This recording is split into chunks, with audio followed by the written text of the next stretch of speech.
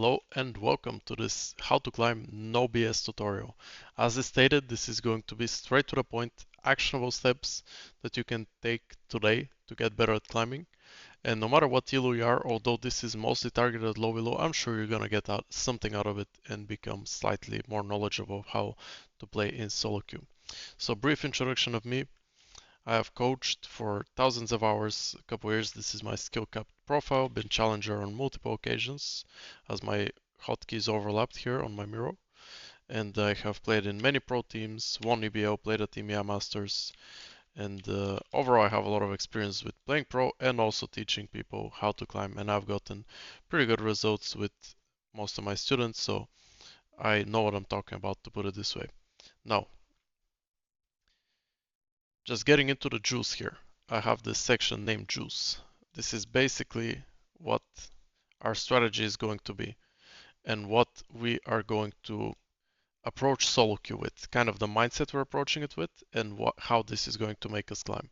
So the first thing I want to address is what is climbing.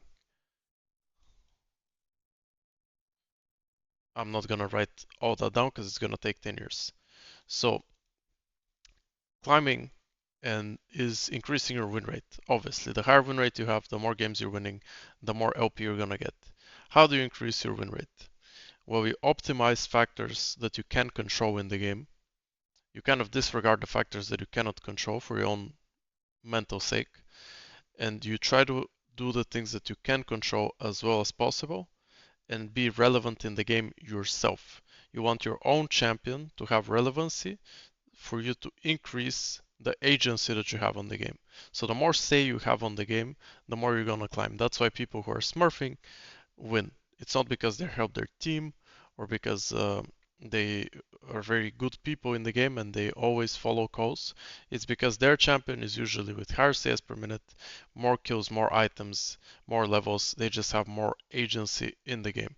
So climbing is optimizing the factors that we can control, giving us more agency in the game and increasing our win rate as a result.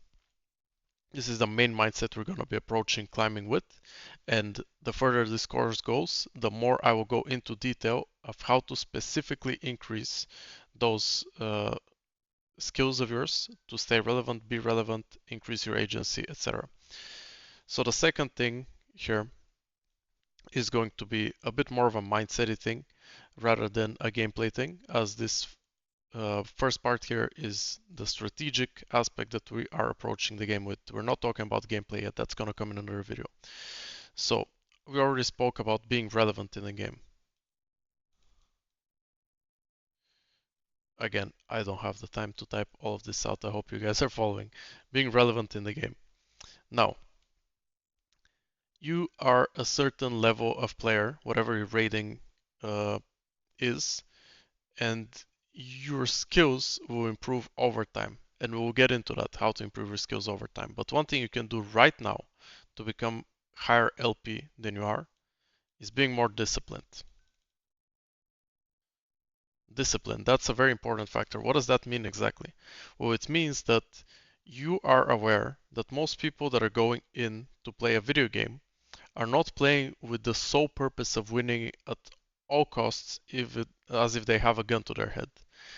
Most players are just going in and they're looking for short-term gratification. For example, taking a trade just because they just want to hit somebody they haven't traded in 3 minutes, taking one extra wave on site because it's juicy, it gives gold. It's risky. I know I might die here. I have 1k shut down, but I'll just take it.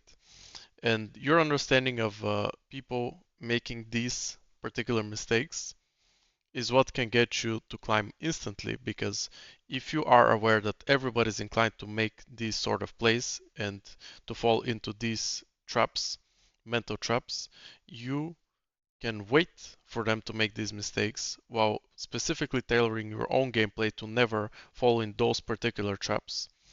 And with that, you every single time end up having an advantage over your opponents as you are more patient, more disciplined. You don't make the just big blunder plays and you wait and abuse those as they come out of them. An additional aspect to this is not making plays that you are not quite sure about, even if they're close. Like if you're pretty sure but not quite sure, the risk reward is not worth it, considering you are the only player in the game who never makes the big blunders and everybody else does make the big blunders. So if, to give an example, if you never go and catch one extra wave on side, do you really need to take that all in on mid that is kind of 50-50 when you know your opponents are gonna int and you're better than them? In this aspect, you're never gonna int and you will get fed through their big blunders without having to crazily skill check people and get small advantages that you could get in another way much easier. So this is a very important aspect, and we're going to go into it in more depth as we talk about gameplay and overall strategy in depth later. So the second thing here is very much related to this, and it's about being disagreeable. Yes, I did check how to spell that. So being disagreeable basically means that you will not make plays that you do not deem good. So if your team is doing something but you do not like what they're doing, you will not make that play. This will achieve two things. One, it will make sure that your decision making is not automatically averaged out with your team's rating.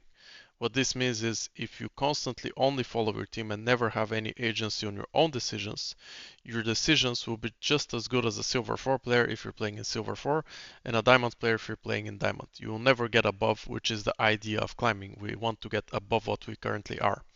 So disagreeability helps with that. The other thing it does help with is improving your decision making over time. So not only are you going to potentially make better decisions than your allies with other things I'm going to teach in this course, but you also improve over time because if you make decision A, touch the stove when it's hot and you get burnt, you will not make decision A again. But if you just always do what your teammates do, they will constantly touch the stove and you're always going to do what they do and you're never gonna learn. It's kind of not the best analogy, but you guys get where I'm coming from. If you only follow and you never make decisions on your own, your decisions will naturally not improve as you didn't have any information in your mind before that as you made the decision. You just defaulted to following your teammate brainlessly. So these are the two um, biggest factors for you to be relevant in the game. You have to make your own decisions and you have to be aware that the enemies will make a lot of decisions that are very blunderous, very inefficient. And I'm talking very, very inefficient, not just the small mistakes, and you will get fed eventually. If you have this nailed down to a very high level, you honestly can do really well in solo queue just with this, but we will go into some other things as well, of course, in the course.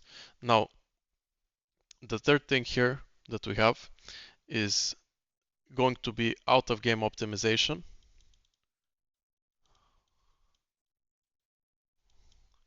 So this is going to be our strategy as far as what champions we're playing. And don't worry, I'm not going to narrow it down to like Malzahar, Annie, and like the easiest champs in the game. I have a plan for that already, so don't worry, you can still play your favorite champs. But we will have a plan of how to exactly approach the game before like in champion select even before that and in loading screen, etc., for us to have an advantage before we even get into the game. And I'm going to tease it a bit. This is going to be the next part of this course. It's going to be about specialization and about you needing to be better than your opponents at one champion and one role instead of at all champions and all roles. So I spoiled it a lot, but I'll go into a lot of detail on the next video and I'll explain how you can still keep playing your own champions without limiting yourself to just the easiest champions while still improving your chances to win by applying the things we'll talk about in that video. And lastly, I will also give long-term, and this here what it's called is getting better over time, but long-term, you guys get the point. We're not writing that out. The long-term idea. How exactly do I structure my day to improve at the game? And I'm not talking about people who have all day like pro players, although this will especially apply to them, but I'm talking about casual players, and I'll give different levels of improvement. Like if you have only this much time, you can do this and this, it's going to be the most efficient. If you want to go to the next level, you can do this and this, and then if you want to go full hardcore, you want to go pro, you can do this and this at these ratios, and then see how that works for you, and then increase the corresponding aspects of your improvement plan depending on how much workload you can handle and how much you really feel like working. But we'll have different levels for different players from casual to pro, and we'll explain exactly what your approach should be in terms of how much you should play, what you should review, what ways there are to improve apart from just spamming games. So these are the core aspects and the core approach we're having as we approach solo queue. Now, as I said, the next video is gonna be on out of game optimization or specialization, and you should check that one out because it's gonna be very important and it's gonna already be uploaded as you're watching this. So yeah, enjoy.